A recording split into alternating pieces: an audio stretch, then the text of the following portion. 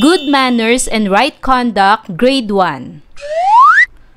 Quarter 1, Week 4, Day 3 to 4. Ang paksa ng ating aralin sa araw na ito ay Sariling Paraan ng Pagtitipid, Matatag Curriculum. Hello kids, it's me, Teacher Frel. Don't forget to subscribe, like, and share, and hit the notification bell for the latest video. You can also follow my Facebook page, Teacher Frel TV. Sa araw na ito ay pag-aaralan natin sa asignaturang GMRC ang sariling paraan ng pagtitipid. Day 3. Layunin. Nailalapat ang mga paraan ng pagtitipid. Halimbawa, maayos na paggamit ng mga kagamitan sa paaralan. At naipaliliwanag ang sariling paraan ng pagtitipid na makatutulong upang matugunan ang kanyang pangangailangan. Bago tayo magsimula sa ating aralin, awitin muna natin ang Kumusta Ka. Kumusta ka? Halina't magsaya. Ipalakpak ang kamay, ituro ang paa. Padyak sa kanan, padyak sa kaliwa. Umikot ka at humanap ng iba. Kumusta ka? Halina't magsaya. Ipalakpak ang kamay, ituro ang paa. Padyak sa kanan, padyak sa kaliwa. Umikot ka at humanap ng iba. Natatandaan niyo pa ba ang tulang binigkas natin kahapon? Bigkasin muli ang tula at pagkatapos ay punan ang mga patlang ng nawawalang mga salita. Ang mga nawawalang salita ay: Ako ay magtitipid. Ang pagtitipid ay mahalaga.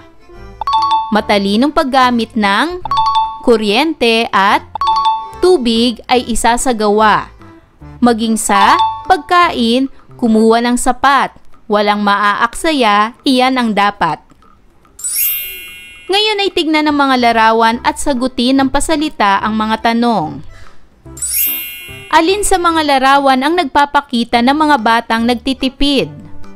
Ito ba o ito? Ito ba o ito?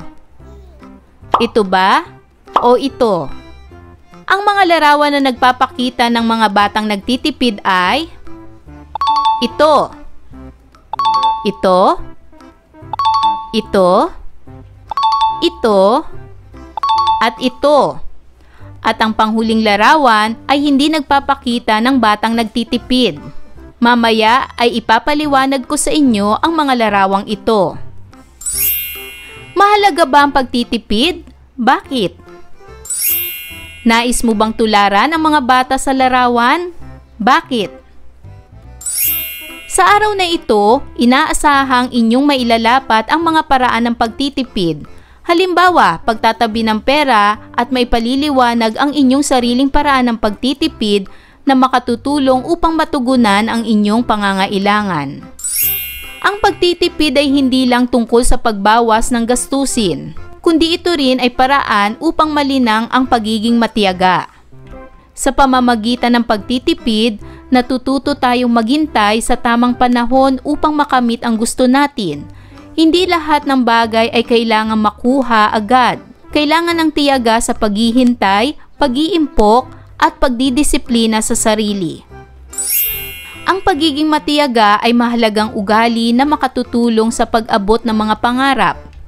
Kapag tayo'y marunong magtipid at magtiyaga, mas magiging responsable tayo sa paggamit ng pera, oras at iba pang mga yaman.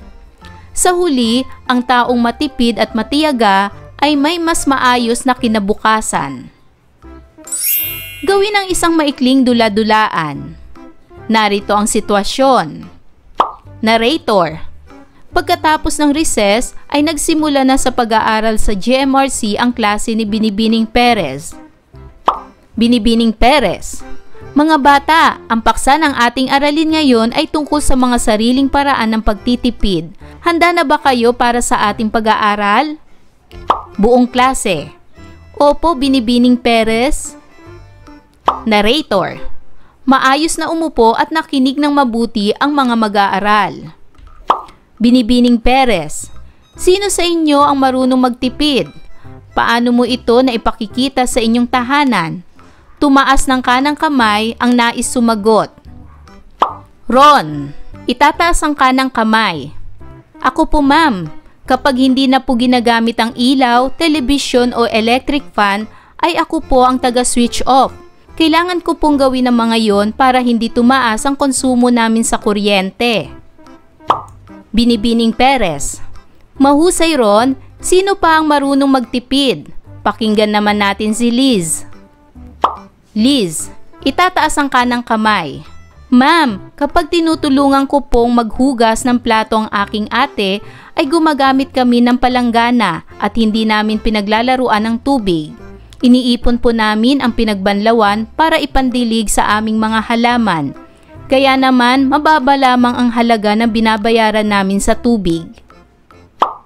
Binibining Perez. Mahusay, Liz. Paano mo naman ginagawa ang pagtitipid sa mga gamit sa paaralan? Pakinggan natin si Sam. Sam, itinataas ang kanang kamay. Iniingatan ko po ang aking lapis, papel, kwaderno at iba pang gamit. Inilalagay ko sa tamang lalagyan para hindi masira agad. Maiipon ko pa po ang perang ipambibili ng mga ito. Binibining Perez. Tamang inyong mga sagot. Kung ganoon, ano ba ang kahulugan ng pagtitipid? Ron. Ang pagtitipid po ay maingat at matalinong paggamit ng mga yaman o resources upang maiwasan ang pag-aaksaya at magkaroon ng ipon para sa hinaharap. Binibining Perez. Mahusay ang iyong tugon, Ron. Sa pagkakataong ito ay kunin ang inyong batayang aklat sa GMRC at buksan sa pahina 10. Suriin ang mga larawan.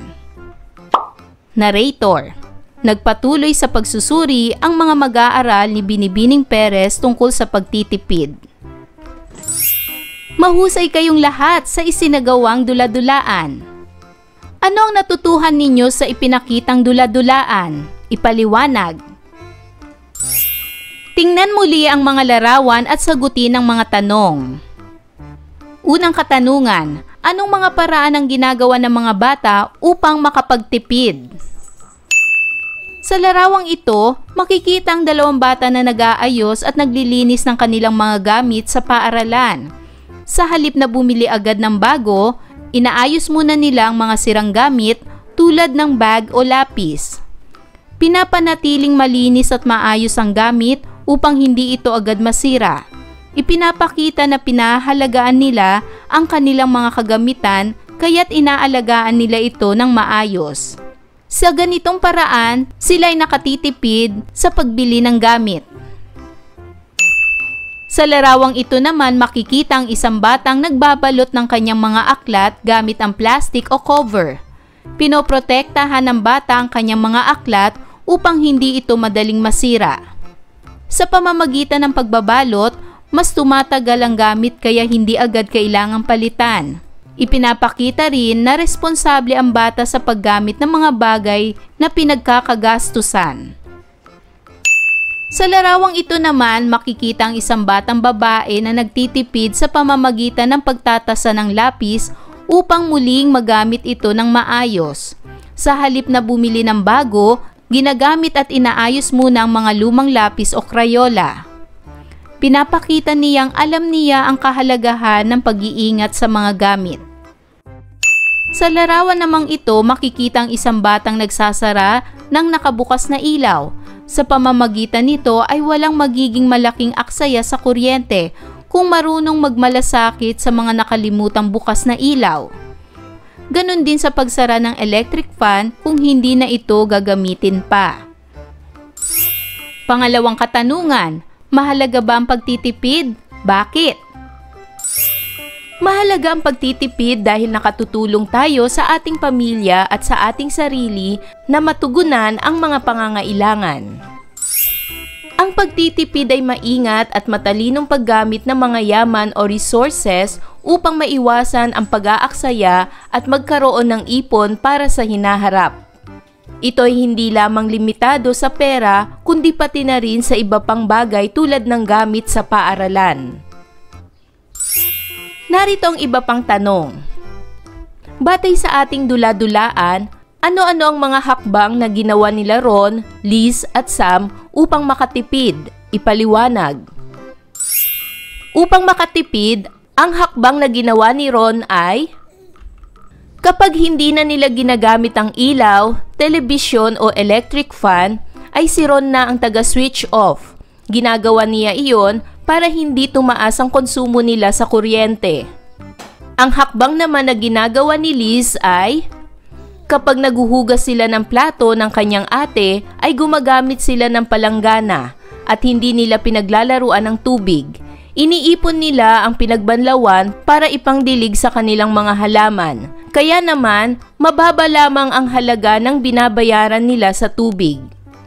Ang hakbang naman na ginagawa ni Sam ay iniingatan naman niya ang kanyang lapis, papel, kwaderno at iba pang gamit. Inilalagay niya sa tamang lalagyan para hindi masira agad. Naiipon pa niya ang perang ipambibili ng mga ito. Bakit mahalaga ang pagtitipid? Mahalaga ang pagtitipid dahil ito ay isang magandang ugali na tumutulong sa tao na maging responsable at handa sa buhay. Kapag tayo ay nagtitipid, mas nagagamit natin ng tama ang pera, gamit o pagkain. Tandaan, ang sariling paraan ng pagtitipid ay makatutulong upang matugunan ang mga pangangailangan. Ngayon ay dumako na tayo sa pagsasanay bilang isa. Makinig ng mabuti sa bawat pangungusap na aking babasahin. Isulat sa iyong sagutang papel ang check kung tama ang pahayag at X naman kung mali. Unang bilang, matipid si Jeff. Nagre-recycle siya ng kwaderno katulong ang kanyang kuya Jan. Ginagamit nila ang mga natitirang pahina ng mga lumang kwaderno. Ito ba ay check o X? Magaling! Ito ay check. Pangalawang bilang, tuwing umuuwi si May sa kanilang tahanan galing paaralan, ay pinupunit niya ang mga pahina ng kanyang kwaderno. Ito ba ay check o X? Tama, ito ay X. Pangatlo, maayos na inilalagay ni Ben ang kanyang lapis sa kanyang pencil case. Iniingatan niya itong huwag mahulog upang hindi mabali o maputol ang dulo. Ito ba ay check o X? Magaling! Ito ay check. Pang-apat, ginagamit muna ni Rhoda ang magkabilang bahagi ng pahina bago magbukas ng bagong pahina. Ginagamit din niya ang kabilang bahagi ng papel bago ipunin at ipagbili. Ito ba ay check o X? Tama, ito ay check. At panglima, pinaglalaruan ni Kay ang kanyang lapis. Sobra din siya sa pag-ikot ng lapis sa pantasa kaya laging napuputol ang dulo nito. Ito ba ay check o X? Tama, ito ay X. Para naman sa day 4, ang mga layunin ay na ipakikita ang pagiging matiyaga sa pamamagitan ng palagiang pagtatabi ng mga naipong pera sa alkansya o mga gamit sa lagayan. At na isasaalang-alang ang sariling paraan ng pagtitipid na makatutulong upang matugunan ang kanyang pangangailangan. Bago tayo magsimula sa ating aralin, awitin muna natin ang Ako Ay May Lobo. Ako ay may lobo, lumipad sa langit, di ko na nakita, pumutok na pala, sayang ang pera ko, binili ng lobo, sa pagkain sana, nabusog pa ako. Ako ay may lobo, lumipad sa langit, di ko na nakita, Pumutok na pala, sayang ang pera ko. Binili ng lobo sa pagkain sana, nabusog pa ako. Tukuyin kung anong salita ang isinasaad ng mga pangungusap. Ito ay nagbibigay ng lakas at nutrisyon upang mapanatiling malusog ang ating katawan. Anong salita ito? Tama, ito ay pagkain. Ito ay malinaw, walang kulay at walang lasa na likido na iniinom natin upang manatiling malusog at masigla ang katawan. Ito rin ang ginagamit natin sa pang-araw-araw na gawain tulad ng paliligo, paghuhugas ng kamay, pagluluto at iba pang mga gawain. Anong salita ito? Tama, ito ay tubig. Ito ay mahalagang enerhiya na nagbibigay ng ilaw, nagpapatakbo ng mga gamit sa bahay at nagpapagana ng maraming bagay na ginagamit natin araw-araw. Anong salita ito? Tama, ito ay kuryente. Sa araw na ito, inaasahang inyong maipakikita ang pagiging matiyaga sa pamamagitan ng palagiang pagtatabi ng mga gamit. Halimbawa, ay mga gamit sa paaralan at iba pang kaugnay nito na ayon sa kakayahan. Basahin ang mga pangungusap, tukuyin kung alin sa mga card ang tamang sagot. Ang kakayahang magpatuloy sa paggawa ng isang bagay sa kabila ng mga hadlang. Anong pagpapahalaga ang tinutukoy? Ito ba ay pagtitipid? Papel? Tubig?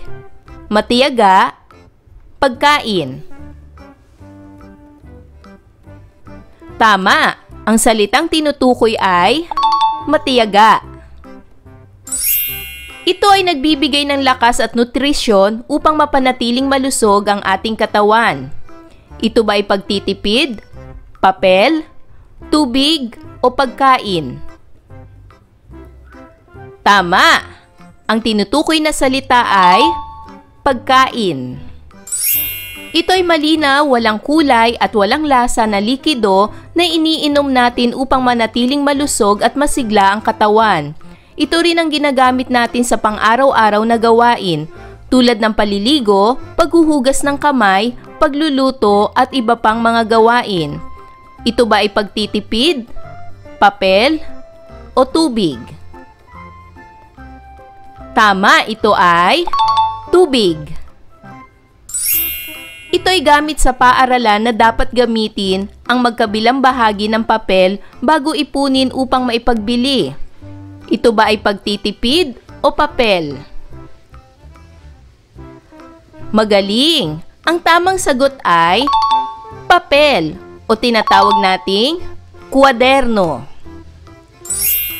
Ito ay maingat at matalinong paggamit ng mga yaman o resources upang maiwasan ang pag-aaksaya at magkaroon ng ipon para sa hinaharap. Ano ang tamang sagot? Magaling! Ang tamang sagot ay pagtitipid. Basahin ang kasabihang ito. Sa maliit na hakbang, nagkakaroon ng pagbabago. Narinig mo na ba ang kasabihang ito? Ang kasabihan ay payak na pahayag na nagbibigay ng payo o patnubay sa ating pang-araw-araw na pamumuhay. Madalas mong naririnig ang kasabihang ito sa mga nakatatanda. Ano nga ba ang mensahe ng kasabihang sa maliit na hakbang nagkakaroon ng pagbabago? Ang mensahe nito ay, ito ay may kaugnayan sa pagtitipid, na sa oras ng kagipitan, ikaw ay may mapagkukunan. Lagyan ng bituin kung tama ang pahayag, at buwan naman kung hindi. Unang bilang, iwasan ang sobrang pag-ikot ng lapis sa pantasa upang maiwasan ang pagkaputol ng dulo nito. Ito ba ay bituin o buwan? Tama, ito ay bituin. Pangalawa, lagyan ng pabalat ang kwaderno at ilagay sa maayos na lagayan. Huwag ihagis at punitin ang mga pahina. Ito ba ay bituin o buwan? Tama, ito ay bituin. Pangatlo, aksayahin ang tubig. Paglaruan ito, huwag gumamit ng palanggana sa paghuhugas ng pinagkainan. Ito ba ay bituin o buwan? Tama, ito ay buwan. Pang-apat, mag-recycle ng mga lumang papel na may malilinis pang bahagi upang magamit muli sa pagsusulat o pagguhit. Ito ba ay bituin o buwan? Tama, ito ay bituin. At panglima, kahit busog pa ay kumuha ng maraming pagkain at punuin ang pinggan hanggang umapaw ito. Ito ba ay bituin o buwan? Tama, ito ay buwan. Ngayon ay dumako na tayo sa pagsasanay bilang isa. Makinig ng mabuti sa bawat pangungusap na aking babasahin. Iguhit ang hugis puso kung sang-ayon ka sa pahayag at hugis bilog kung hindi ka sang-ayon. Gawin ang pagsagot sa iyong sagutang papel. Unang bilang, mahilig mag-impok si Mila kahit hinihikayat siyang laging bumili ng candy ng kanyang mga kamag-aral. Lahat ng mga perang baon niya ay inilalagay niya sa kanyang alkansya. Ang pahayag ba ay puso o bilog? Tama, ito ay puso. Tama. Pangalawa, matiyag ang nag-iimpok si Ron dahil nais niyang bigyan ng sorpresang regalo ang kanyang tatay sa nalalapit na kaarawan nito. Ang pahayag ba ay puso o buwan? Magaling! Ang pahayag ay puso. Tama. Pangatlo, inihahagis at pinaglalaruan ni John ang kanyang lapis. Sobra din siya sa pag-ikot sa pagtatasa kaya laging napuputol ang dulong panulat. Ang pahayag ba ay puso o bilog? Magaling! Ang pahayag ay bilog. Mali. Pang-apat, dahil sa husay ng pagsayaw ni May, ay nagwagi siya at nakatanggap ng pera bilang premyo. Pag-uwi ng bahay ay inilagay niya agad ito sa kanyang alkansya. Ang pahayag ba ay puso o bilog? Magaling! Ang pahayag ay puso. Tama. At panglima, ibinigay mo ang naipon mong pera upang maipambili ng gamot para sa kuya mo na biglang nagkasakit. Ang pahayag ba ay puso o bilog? Magaling! Ang pahayag ay puso. Tama. Tandaan, mahalaga ang pag-iimpok dahil nalilinang dito ang pagiging matyaga. Ayan mga bata, naunawaan niyo ba ang ating aralin sa araw na ito? Kung ganon, magaling!